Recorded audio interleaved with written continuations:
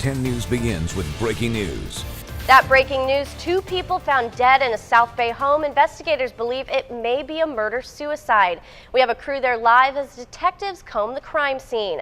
But we begin with that terrifying gym collapse from late last night. A platform loaded with dozens of kids eating pizza crashing down. Parents in a panic as firefighters and paramedics rush in to help. An update to breaking news we've been tracking since this morning. CHP is investigating a deadly crash near Mission Bay. A man was found dead inside a truck that crashed into a ditch on the side of the 5 near Claremont Drive. Officers say they think the crash happened sometime overnight, but it wasn't reported until the sun came up. CHP says the victim is a San Diego resident. They say it's too early to determine if drugs, alcohol, or speeds were factors in that crash. A man is in jail after a police chase all over Escondido that ended with a crash. Police say officers spotted a stolen car near Washington and Ash Streets and tried to pull it over. They say the driver took off, leading officers on a 15-minute chase. It ended when the car crashed into a car wash on South Center City Parkway. Police say the driver wasn't hurt and took off running. They caught up to him and arrested him. And I have been humming that song all day. Dr. Steven says he's written about 150 songs for his patients over the years.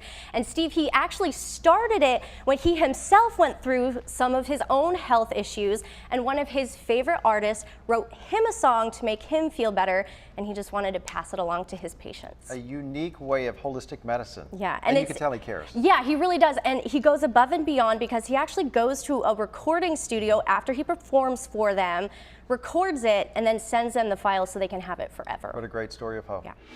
Breaking news in Oceanside, a pedestrian is dead after getting hit by an Amtrak train.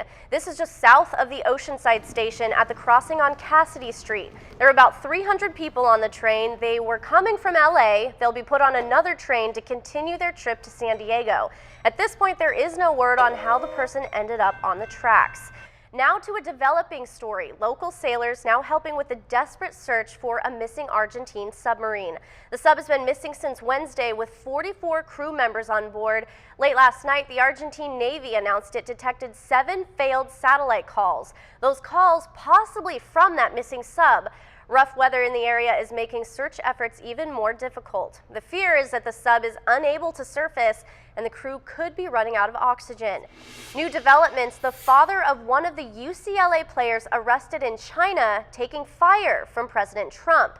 Trump sent out a tweet today saying, in part, the father of LiAngelo is unaccepting of what I did for his son and that shoplifting is no big deal. I should have left them in jail. The president was responding to an interview LiAngelo Ball's father did with ESPN, where he suggested that Trump had little to do with the matter. Trump took credit for their release, saying that he personally intervened with the Chinese president. The 3 biggest newspapers in Alabama are urging readers to reject Roy Moore in the upcoming Senate special election. They published a joint editorial today endorsing Democrat Doug Jones, saying he is the only candidate left who is worthy of representing Alabama. The newspaper said that the election is a turning point for women. Moore is facing multiple accusations of sexual misconduct or assault. He denies these allegations. It makes a big difference for somebody else. And not only did Sergio get that check today, but this also kicked off Yesenia's nonprofit she started because she met Sergio. She wants to help other families like them, homeless and living in motels, get back on their feet. Oh, it's beautiful to see him get a whole new start. Yeah, and there was an awesome moment during our interview where we were talking and his kids came into the kitchen and they got some pizza rolls out of the freezer and then heated them up in the microwave.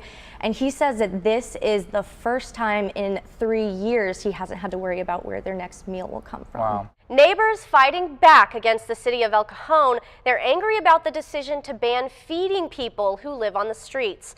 Protesters made signs and gathered at Wells Park today. In an act of civil disobedience, they shared food and water with homeless people in the area.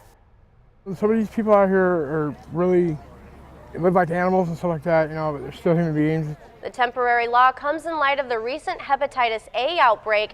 The city council voted 5-0 to enforce the ban. The search is on for a suspected carjacker who threatened a woman with a shotgun. It happened around 2:45 this morning. Police say the woman was driving her black Honda Civic along Hennessy Avenue in Claremont. That's when a man threatened the woman, got into her car, and drove off. Thankfully, no one was hurt.